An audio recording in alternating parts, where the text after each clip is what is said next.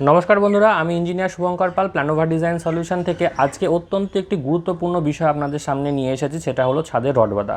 কিছু কিছু ছাদের কিছুদিনের মধ্যে দেখা যায় ছাদে ফাটল ধরেছে, নাহলে জল চুইয়ে পড়ছে। অনেক সময় এমন ফেসবুকে ভিডিও ভাইরাল হয়েছে যেখানে ছাদ হতে না হতে ভেঙে পড়ছে। তো এইখানে কিন্তু আমরা অনেক সময় দোষ দিই বালি খারাপ ছিল, নাহলে হচ্ছে সিমেন্ট খারাপ ছিল, এরকম কিন্তু আমরা দোষ দিয়ে থাকি। কিন্তু অনেক সময় কিন্তু সঠিক রড বাঁধা না হলে এই প্রবলেমগুলি হতে পারে। তো যদি আপনি বাড়ি করে থাকেন বা বাড়ি করবো ভাবছেন, এই ভিডিওটি আপনার জন্য কিন্তু অত্যন্ত গুরুত্বপূর্ণ একটা ভিডিও হতে চলেছে।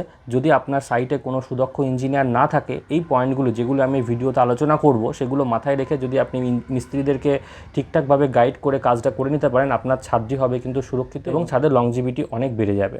ছাদের রড বাঁধা প্রক্রিয়াটা কিন্তু একটি খুব জটিল প্রক্রিয়া। এখানে অনেকগুলি টেকনিক্যাল জিনিস ইনভলভ থাকে, যেখানে আপনাকে সঠিকভাবে গাইড করতে পারবে একজন সুদক্ষ সিভিল ইঞ্জিনিয়ার।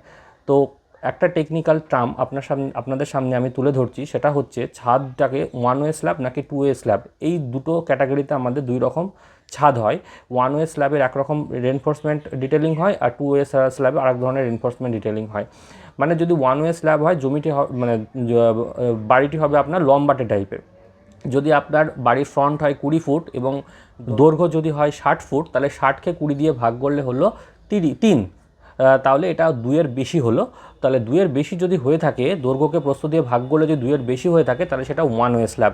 এখানে আপনার রেনফোর্সমেন্ট যে ডিটেলিংটি হয়ে থাকে সেটা হচ্ছে দুই দিকে নেগেটিভ বেন্ডিং মোমেন্ট কাজ করে, তার জন্য দুই সাইডে ক্র্যাঙ্ক তুলতে হয়। মিডলটা কিন্তু আপনাদেরকে কোনো ক্র্যাঙ্ক তোলার দরকার নেই, মিডলটা সিঙ্গেল জালি হিসাবেই থাকে।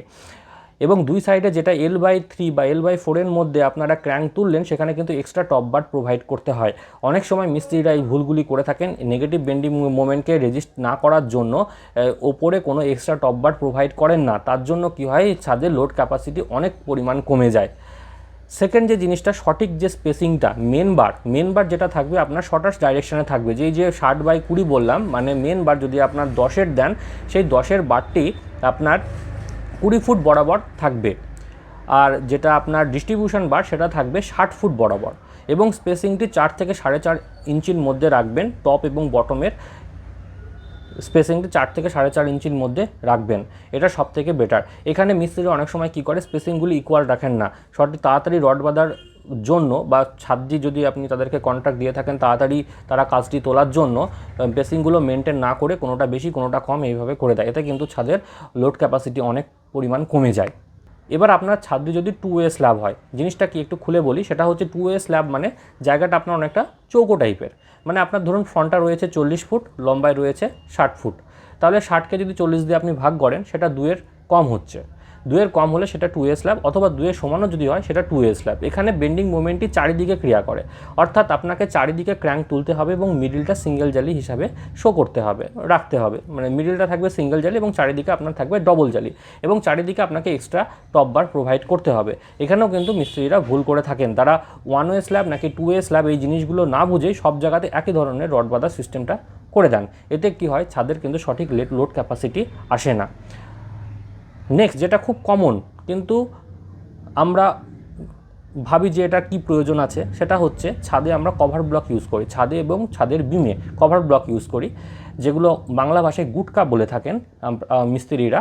তো এইগুলো কিন্তু আমরা পর্যাপ্ত পরিমাণে দিই না। অনেক সময় মিস্ত্রিদেরকে বলতে গেলে ওরা বলে যখন আমরা ঢালাই করব তখন আমরা মশলা ঢুকিয়ে দিয়ে ওটাকে তুলে দেবো, কিন্তু এটা কিন্তু প্রসেস নয়। এই প্রসেসটা সঠিক হলো আপনার চারিদিকে মানে কভার ব্লক দিয়ে সঠিক স্পেসিং ক্রিয়েট করা। না হলে ওই ছাদের যে রড অথবা বিমের যে রড, সেটা ঢালাইয়ের সময় বেরিয়ে থাকবে, বা প্রপার কভার ব্লক না পাওয়ার জন্য সেখান থেকে কিন্তু ধীরে ধীরে মরিচা ঢুকতে পারে, খুব তাড়াতাড়ি নষ্ট হয়ে যেতে পারে। আপনার ছাদের কিন্তু আয়ু অনেক তাড়াতাড়ি কম হয়ে যাবে। আরেকটি খুব গুরুত্বপূর্ণ জিনিস যেটা আমরা মিস করে যাই, একই জায়গাতে ল্যাপিং প্রোভাইড করি। ছাদের দেখা যাচ্ছে আপনি রড দিচ্ছেন, কোনো জায়গায় ল্যাপিং আপনার এসেছে, সেই ল্যাপিংগুলো কিন্তু আমরা একই জায়গাতে প্রোভাইড করে দিই। এতে কি হয়, ওই জায়গাটি দুর্বল হয়ে থাকে এবং ছাদের লোড ক্যাপাসিটি অনেক কমে যায়। বিম কলমের জাংশানে যেখানে বিমটি শেষ হয়ে যাচ্ছে, যেখানে কলমের শেষে গিয়ে বিমটি মিশছে, সেখানে কিন্তু কোনো আমরা ডেভেলপমেন্ট লেন প্রোভাইড করি না। এটা আমি 100টার মধ্যে 99টা সাইটে গিয়ে দেখেছি ডেভেলপমেন্ট লেন প্রোভাইড করা হয় না। মানে জিনিসটাকে এল যেটাকে আমরা দেওয়া বলি, রডের গায়ে এল দেওয়া, এল কিন্তু আমরা প্রোভাইড করি না। কলমের মধ্যে যে রডটি ঢুকে যায় লাস্টে গিয়ে, সেখানে কিন্তু কোনো রকম এল থাকে না বিমে। এতে কি হয়, বিম কলমের যে বন্ডিংটা সেটা অনেকটা লুজ হয়ে যায়। সেখানে যে মোমেন্টটা ক্রিয়া করে, সেই মোমেন্টটার লোড ক্যাপাসিটির ক্ষমতা সেই বিমের অনেক কিন্তু কমে যায় এই সামান্য একটা জিনিসের জন্য। তো এইগুলি মেনটেন করতে হবে। আর একটা যে জিনিসটা সেটা ম্যাক্সিমাম মানে 100টার মধ্যে আমি গ্যারান্টি দিয়ে বলতে পারি 100টা সাইটে হয়তো আমি এই জিনিসটা দেখেছি, মানে কখনো কখনো আমি হয়তো দেখতে পাই, তাছাড়া আমি দেখতে পাই না।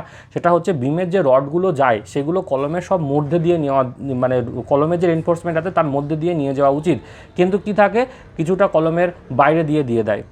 এইগুলো কেন করা হয়? অনেক সময় মানে ওই বিমের যে রডগুলি সেগুলো কলমের মধ্যে ঢোকানোর জন্য অনেক লেবার লাগে, অনেক পরিশ্রম লাগে, তার জন্য কিন্তু এগুলোকে অ্যাভয়েড করা হয়, কিন্তু এতে কিন্তু আপনার ছাদের লোড ক্যাপাসিটি অনেক কমে যাবে। হ্যাঁ, সেখানে কিছু প্রসেস ফলো করলে এটা ইজিলি করা যেতে পারে। যদি আপনি কলমের সাইজটা একটু বাড়িয়ে দেন, তার বিমের সাইজটা তার থেকে যদি একটু ছোটো করে দেন, তাহলে কিন্তু ইজিলি কলমের মধ্যে দিয়ে রডগুলি চলে যাবে। অথবা বিমের রডগুলোকে সামান্য বাকলিং করে নিয়ে কলমের মধ্যে দেওয়া যেতে পারে। ঠিক আছে, তো এই জিনিসগুলো সঠিক ইঞ্জিনিয়ারের পরামর্শ নিয়ে আপনি যদি কাজ করেন, সাইটে দাঁড়িয়ে যদি ইঞ্জিনিয়ার সঠিক পরামর্শ দিয়ে যদি আপনাদেরকে এই গাইডগুলো করে দেয়, তাহলে কিন্তু আপনাদের ছাদের লংজিভিটি প্রচুর বেড়ে যাবে এবং ভবিষ্যতে কোনো রকম ফাটল অথবা ক্র্যাক দেখার সম্ভাবনা থাকবে না। তো এই জিনিসগুলো যদি আপনারা ছাদের রড বাঁধার সময় ফলো করে থাকেন, তাহলে আপনাদের ছাদটি অবশ্যই মজবুত হবে এবং দীর্ঘস্থায়ী হবে। আমাদের পরামর্শে যদি আপনি আপনার স্বপ্নের বাড়িটি নির্মাণ করতে চান, তো স্ক্রিনের ওপর দেওয়া হোয়াটসঅ্যাপ নাম্বারে আপনারা হোয়াটসঅ্যাপ করতে পারেন বা অফিসিয়াল আওয়ারে ফোন করতে পারেন। আমরা অবশ্যই আপনাদেরকে কানেক্ট করব। আমরা অল বেঙ্গল জুড়ে আমাদের সার্ভিসগুলো প্রোভাইড করে থাকি অনলাইন এবং অফলাইন বেসিসে। এছাড়া বিল্ডিং প্ল্যান, 3D এলিভেশনের কাজও আমরা করে থাকি। ভিডিওটি যদি ভালো লাগে ভিডিওটিকে লাইক করুন, অন্যদের সাথে শেয়ার করুন। যদি আপনি এই ভিডিওটি ফেসবুকে দেখে থাকেন ফেসবুক পেজটিকে ফলো করুন, ইউটিউবে দেখে থাকলে চ্যানেলটিকে সাবস্ক্রাইব করুন। ছাদের রড বাঁধা সংক্রান্ত বিষয়ে যদি আরও কিছু কোশ্চেন থাকে কমেন্টে অবশ্যই জানান। ভিডিওটি দেখার জন্য অনেক অনেক ধন্যবাদ।